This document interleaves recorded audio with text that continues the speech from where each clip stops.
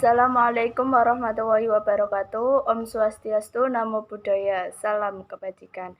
Di sini kami adalah peserta kompetisi mahasiswa nasional bidang ilmu bisnis manajemen keuangan dan kebetulan beranggotakan 3 orang, yaitu saya, Vivi Ayuningsih Rukilawati sebagai ketua, Nur Kusnatul Lia sebagai anggota pertama, dan Halimatus Zehro sebagai anggota kedua. Di sini kami akan mempresentasikan hasil diskusi dari kelompok kami yang berjudul Analisis Kasus Manajemen Pemasaran Mobil Listrik di Indonesia.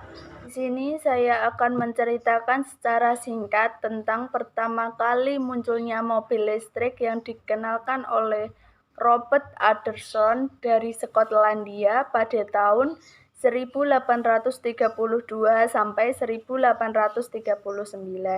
Namun pada saat itu bahan bakar minyak atau BBM relatif mudah didapat dengan harga terjangkau dan kesediaannya masih melimpah, sehingga masyarakat dunia cenderung mengembangkan mobil yang menggunakan BBM. Nah, tujuan kami memilih materi ini yaitu untuk mengidentifikasi adanya mobil listrik yang membantu warga negara Indonesia untuk mengurangi kebisingan polusi suara dan juga polusi udara, supaya warga Indonesia juga mengetahui perkembangan teknologi mobil listrik tersendiri. Tidak hanya itu, tetapi juga dapat menganalisa peluang pasar yang ada di Indonesia dan juga strategi pemasarannya. Nah, terkait apa saja yang akan dibahas pada video kali ini, yaitu tentang sejarah perkembangan teknologi mobil listrik, peluang pasar terkait mobil listrik, strategi pemasaran mobil listrik, cara membuat perencanaan pemasaran berdasarkan riset konsumen, rekomendasi media komunikasi untuk target pasar. Cara perkembangan mobil listrik di Indonesia sendiri yaitu diawali dengan pengembangan mobil tenaga listrik yang dimulai sejak tahun 2012 pada zaman pemerintahan Susilo Bambang Yudhoyono. Saat itu diprakarsai oleh Dahlan Iskan selaku Menteri BUMN. Dahlan Iskan kemudian meminta kepada Ricky Elson, seorang anak muda Indonesia yang ahli di bidang motor listrik, untuk mengembangkan mobil listrik buatan Indonesia. Hasil kerjanya menghasilkan mobil tenaga listrik bernama Selo yang dipamerkan saat KTT APEC di Bali pada tahun 2013. Selain Selo, juga berhasil dibuat mobil Tucuxi. Kerja keras Ricky Elson membuat dia dianggap sebagai pelopor mobil listrik nasional. Analisis peluang pasar yang ada di Indonesia juga punya peluang besar sebagai pasar mobil listrik.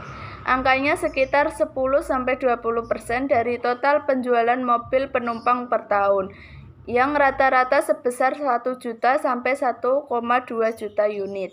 IEA merekomendasikan sejumlah langkah untuk membuka dan memperluas pasar mobil listrik di suatu negara termasuk Indonesia. Sebelum mengeluarkan kebijakan apapun, pemerintah suatu negara perlu menetapkan standar kualitas mobil listrik dan infrastruktur penunjang. Kemudian, pembangunan infrastruktur dilakukan secara menyeluruh. Dengan begitu, tak ada kendala yang bisa mengurangi kepercayaan masyarakat ketika akan menggunakan mobil listrik. Pengadaan mobil listrik lantas bisa dimulai dari transportasi publik dan kendaraan pejabat negara. Hal ini bertujuan mempromosikan penggunaan mobil listrik dan manfaatnya kepada masyarakat. Selanjutnya, pemerintah suatu negara perlu meyakinkan masyarakat bahwa menggunakan mobil listrik punya nilai lebih dibandingkan mobil berbahan bakar minyak. Misalnya, memberikan subsidi atau pemotongan pajak saat pembelian, lalu mengurangi tarif parkir dan jalan tol. Lalu yang selanjutnya adalah strategi pemasaran menggunakan analisis kekuatan Porter. Baik, yang pertama adalah hambatan bagi pendatang baru, meliputi belum adanya kebijakan penggunaan dan pengembangan kendaraan listrik di Indonesia. Yang kedua, tingginya harga dan biaya kepemilikan kendaraan listrik bagi masyarakat di Indonesia. 3. Perbedaan tingkat kemudahan perusahaan di Indonesia untuk memulai pabrikan di Indonesia tersendiri. Dan yang terakhir, memerlukan modal yang cukup besar. Lalu yang kedua ada daya tawar pembeli, meliputi belum ketatnya regulasi dalam pengurangan gas rumah kaca, tingginya harga dan biaya kepemilikan kendaraan listrik dibandingkan kendaraan konvensional, dan yang terakhir, belum tersedianya infrastruktur pengisian daya di tempat umum. Yang ketiga adalah daya tawar pemasok. Yang pertama meliputi banyaknya pemasok kendaraan listrik di dunia yang dapat diajak bekerja sama. Kedua, Indonesia merupakan pemain baru dalam industri kendaraan listrik. Dan yang terakhir, terdapat keinginan Indonesia untuk memproduksi sendiri di dalam negeri dengan mengandalkan bahan baku lokal. Lalu yang keempat ada hambatan bagi produk pengganti. Yang pertama meliputi harga dan biaya kepemilikan kendaraan konvensional lebih rendah dibandingkan kendaraan listrik. Dan yang kedua, belum ketatnya regulasi dan insentif dalam penggunaan kendaraan listrik. Yang terakhir adalah tingkat persaingan bisnis. Pertama, di Indonesia masih baru dalam industri kendaraan listrik. Kedua, kompetisi dengan merek besar untuk pasar lokal dan ekspor.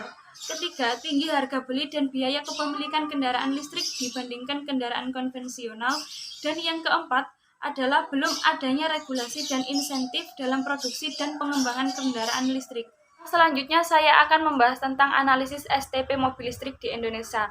Yang pertama adalah segmentasi. Segmentasi sendiri merupakan suatu proses di mana perusahaan membagi atau mengumpulkan sekelompok pelanggan berdasarkan kesamaan perilaku atau kebutuhan. Nah, berdasarkan kondisi dan karakteristik masyarakat Indonesia saat ini, pangsa pasar paling besar adalah segmentasi kendaraan mobil multiguna yang mencapai sekitar 40%. Selain itu, ada pula segmentasi mobil sedan buntung dan mobil utilitas sportif yang dinilai memiliki pangsa pasar yang cukup besar. Setelah memetakan pasar berdasarkan karakteristik yang sama, langkah yang dilakukan selanjutnya yaitu memilih target pasar mereka atau yang biasa disebut targeting. Target pemasaran bisa dimulai dengan mewajibkan para anggota kepemerintahan.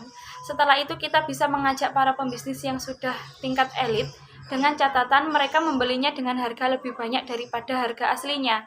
Dengan contoh, jika harga aslinya 600 juta, mereka harus membeli dengan harga 800 juta. Dengan harga seperti itu, kita bisa mengajak rakyat menengah menggunakan harga yang sama dengan mobil konvensional. Bahkan bisa lebih murah daripada harga mobil konvensional tersendiri. Yang terakhir yaitu positioning, yaitu menetapkan suatu keunggulan produk yang menjadi pembeda dibanding produk pesaing lain. Sebagai mobil listrik dengan brand dan image yang sudah mendunia dan terkesan bukan abal-abal, mobil listrik mencoba memposisikan diri sebagai mobil murah yang ramah lingkungan tapi tidak murahan, yang sangat sesuai dengan keluarga muda, karena dilengkapi dengan fitur-fitur dan komponen yang sudah teruji kehandalannya. Program pemasaran. Pemerintah serius mengembangkan mobil listrik di tanah air karena pemerintah dan para produsen otomatis ingin menjadi mobil listrik sebagai mobil masa depan yang ramah lingkungan. Promosi pemasaran mobil listrik menggunakan beberapa cara, misalnya yaitu advertising melalui red ocean market iklan TV, website, sosmed film dengan address publik figur yang karakteristik keluarga terpandang. Personal selling menggunakan jasa para sales, kesimpulan dan saran. Berdasarkan kondisi dan karakteristik masyarakat Indonesia saat ini, pangsa pasar paling besar adalah segmentasi kendaraan mobil multiguna yang mencapai sekitar 40%. Selain itu, ada pula segmentasi mobil sedan beruntun dan mobil utilitas sportif yang dinilai memiliki pangsa pasar cukup besar. Mobil listrik menggunakan beberapa promosi pemasaran yakni advertising, personal selling, sales, promotion, dan publicity atau public relation supaya bisa memenuhi target pasar yang telah direncanakan.